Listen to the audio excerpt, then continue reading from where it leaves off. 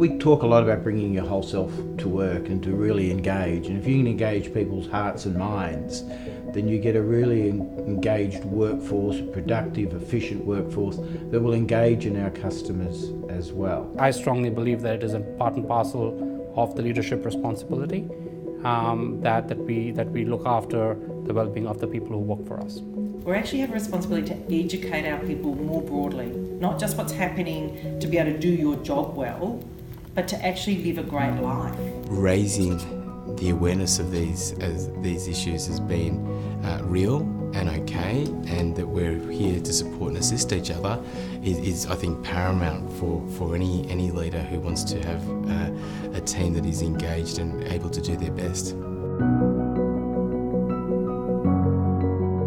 For lots of people it is hard, so I think for those managers we'd say come and get help if you don't know what you're doing or you think it's too hard for you, but don't ignore it. So ignoring is not an option. If you think it's hard, come and talk, but for everyone you've got to work out how you engage with your people. We need to move away from the fact that I don't want to get into the personal space, or this is something that I don't have to deal with, but it is part and parcel of your responsibility as a people leader to make sure that your employees stay healthy and hence are engaged and productive in the workforce. I would actually say to any manager who is worried about having the conversation, you'll be really surprised if you genuinely engage with people and enable them to tell you what's going on. I can understand why people might feel a bit anxious about it, but if you genuinely care for your people, and you should as a manager and as a leader, just creating the simple things of having a conversation, are you okay, checking in, are you observing some differences in behaviour, just reaching out to someone, a simple conversation can actually change your life.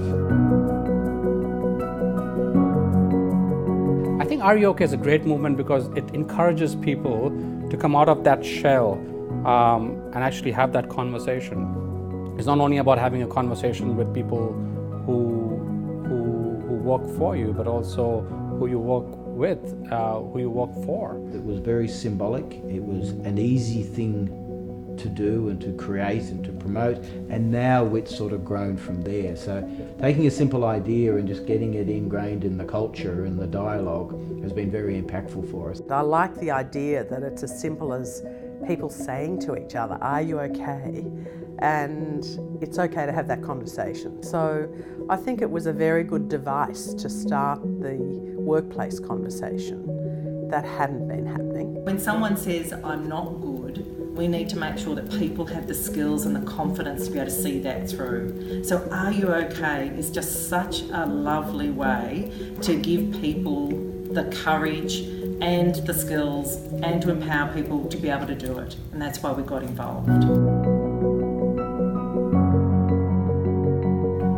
Don't be afraid to take the first steps of implementing simple measures, which is not about trying to solve and cure the issue as a whole, but can start to make a small difference to people's lives. I believe in some really practical, tangible changes. So if you really want to embed something into your culture, you actually have to provide the tools and the evidence that people, it's not just talking, that there's actually something they can do. Be quite visible about it, but also create the advocates in the organisation. CEOs and senior leadership teams will be surprised how many people will volunteer their time that have had these problems firsthand or had these challenges firsthand to come and help. You will, from my experience, get a lot more out of your team from a positive, engaged environment that they feel comfortable operating in. The Gallup organisation has been researching employee engagement for over 50 years, and they now have it down to just 12 questions which predict whether an employee is engaged or not. But one of the best questions which predicts employee engagement and discretionary effort is a positive answer to this: my supervisor or someone at work seems to care about me as a person.